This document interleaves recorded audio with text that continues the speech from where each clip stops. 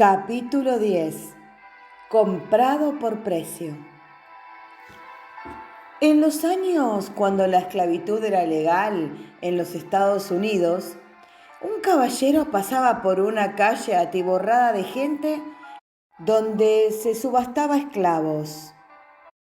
El hombre se detuvo para observar el remate. Desde un costado de la muchedumbre vio cómo los esclavos eran conducidos, uno tras otro, a una plataforma, con sus brazos y piernas atados con cuerdas como si fueran animales. Exhibidos ante la multitud que gritaba y se burlaba, se los subastaba uno por uno. Algunos mirones inspeccionaban la mercadería, manoseando sin ningún respeto a las mujeres y examinando los brazos musculosos de los hombres. El caballero estudió al grupo de esclavos que esperaba cerca. Se detuvo cuando vio a una joven que estaba de pie en la parte de atrás del grupo. Sus ojos estaban llenos de temor. Se la veía aterrorizada. El hombre vaciló por un momento y luego desapareció brevemente.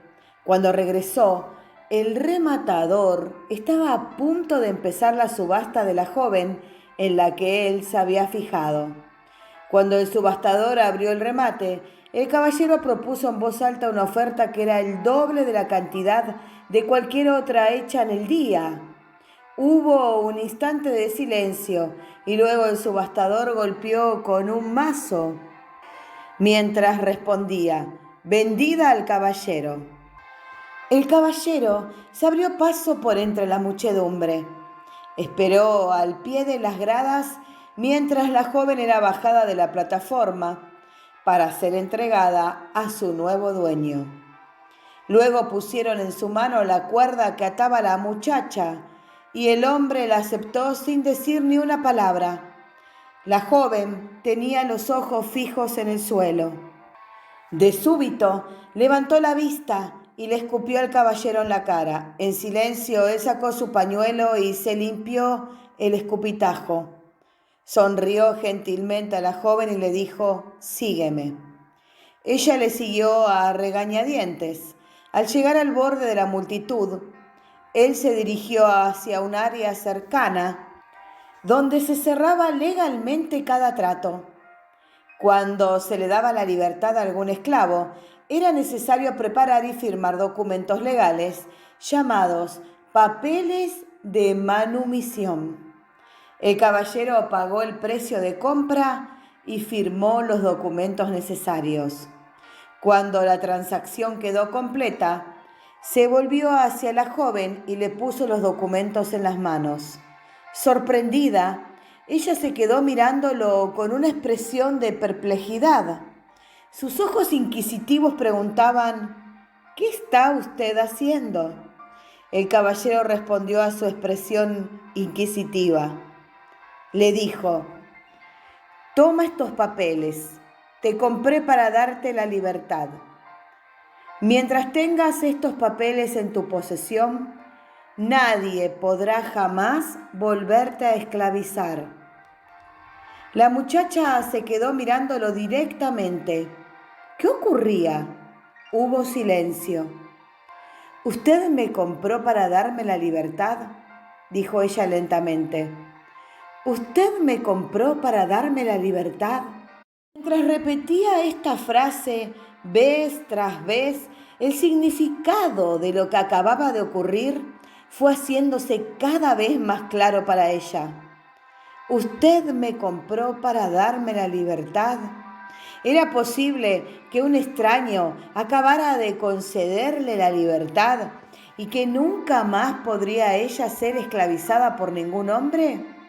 A medida que ella empezaba a captar el significado de los documentos que ahora tenía en su mano, cayó de rodillas y rompió a llorar a los pies del caballero. En medio de sus lágrimas de alegría y gratitud, ella dijo: «Usted me compró para darme la libertad. Le serviré para siempre». Usted y yo fuimos una vez esclavos del pecado, pero el Señor Jesús pagó el precio para ponernos en libertad cuando derramó su sangre en el Calvario. Esto es lo que la Biblia llama redención. Quien tenemos redención por su sangre, el perdón de pecados según las riquezas de su gracia. Efesios 1, versículo 7. Eso es a lo que Pablo se refería cuando escribió: porque habéis sido comprados por precio. Glorificad pues a Dios en vuestro cuerpo y en vuestro espíritu, los cuales son de Dios. Primera de Corintios 6, versículo 20. La sangre de Jesús no se regó, fue derramada. No fue accidente. El Señor escogió morir en nuestro lugar, derramando su preciosa sangre a nuestro favor.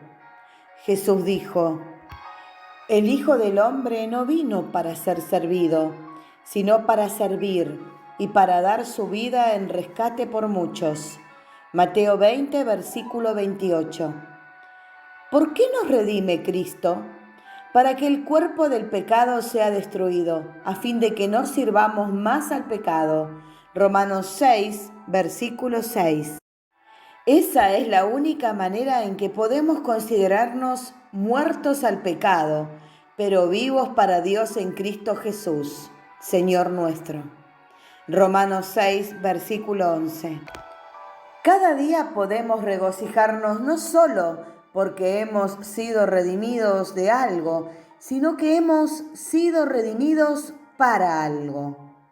Hemos sido libertados de la esclavitud del pecado y de Satanás, y hemos sido redimidos a una nueva libertad del pecado y a una nueva vida en Cristo. Segunda de Corintios 3, versículo del 17 al 18. Cuando usted ha sido redimido por su sangre, usted puede decir: con Cristo estoy juntamente crucificado, y ya no vivo yo, mas vive Cristo en mí.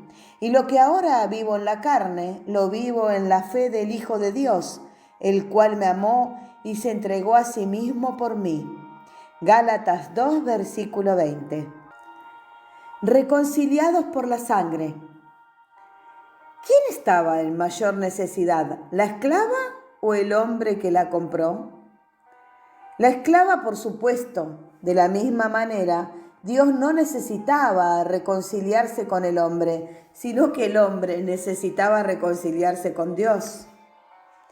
Por cuanto agradó al Padre que en él habitase toda plenitud, y por medio de él reconciliar consigo todas las cosas, así las que están en la tierra como las que están en los cielos, haciendo la paz mediante la sangre de su cruz. Y a vosotros también, que erais en otro tiempo extraños y enemigos en vuestra mente, haciendo malas obras, ahora os ha reconciliado en su cuerpo de carne por medio de la muerte, para presentaros santos, sin mancha e irreprensibles delante de él. Colosenses 1, versículos del 19 al 22. Aun cuando el deseo de Dios era continuar en amor y en comunión con el hombre, el pecado le ha obligado a convertirse en un oponente. Aunque el amor de Dios hacia el hombre permanece inalterable, el pecado hizo imposible que él admitiera al hombre a la comunión consigo mismo. Andrew Murray da esta increíble perspectiva del tema en su libro El poder de la sangre. El pecado tiene un efecto doble. Ha tenido un efecto sobre Dios tanto como sobre el hombre. Pero el efecto que ha ejercido sobre Dios es mucho más terrible y serio. Es debido a ese efecto sobre Dios que el pecado tiene poder sobre nosotros. Dios, como Señor del todo, no podía hacerse de la vista gorda al pecado. Es su ley inalterable que el pecado debe traer tristeza y muerte. Romanos 6, versículo 23. En el antiguo pacto, Dios instruyó a su pueblo a ofrecer sacrificios. Estos animales sacrificados llevaban simbólicamente el castigo por el pecado que la gente merecía. Pero los sacrificios tenían que ofrecerse vez tras vez. El antiguo pacto era la sombra. Hebreos 10, versículo 1. El nuevo pacto trajo la realidad. Cristo murió una vez para siempre, expiando por nuestros pecados y trayéndonos de regreso a la comunión con Dios. Hebreos 10, versículo 10. La justicia lo exigía, el amor lo ofreció. Ahora el Señor nos da una nueva responsabilidad: proclamar al mundo el mensaje de la reconciliación. Y todo esto proviene de Dios, quien nos reconcilió consigo mismo por Cristo y nos dio el ministerio de la reconciliación. Que Dios estaba en Cristo reconciliando consigo al mundo, no tomándoles en cuenta a los hombres sus pecados. Nos encargó a nosotros la palabra de la reconciliación. Segunda de Corintios 5, del 18 al 19. En el tiempo de Cristo, los gentiles estaban excluidos de las familias de Dios, porque no eran parte del antiguo pacto. Se les conocía como alejados de la ciudadanía de Israel y ajenos a los pactos de la promesa, sin esperanza y sin Dios en el mundo. Efesios 2, versículo 12. Pero mediante la sangre de su cruz, estos dos grupos, judíos y gentiles, fueron hechos uno, y Él derribó la pared intermedia de separación, para mediante la cruz reconciliar con Dios a ambos en un solo cuerpo, matando en ella las enemistades. Efesios 2, versículos del 13 al 14 y 16. Él hizo a los gentiles conciudadanos de los santos y miembros de la familia de Dios. Efesios 2, versículo 19. Quitar las paredes de hostilidad entre la gente y entre Dios y el pueblo es parte de la gran obra de Cristo como mediador del nuevo pacto. Ese es el tema que trataremos con profundidad en el próximo capítulo.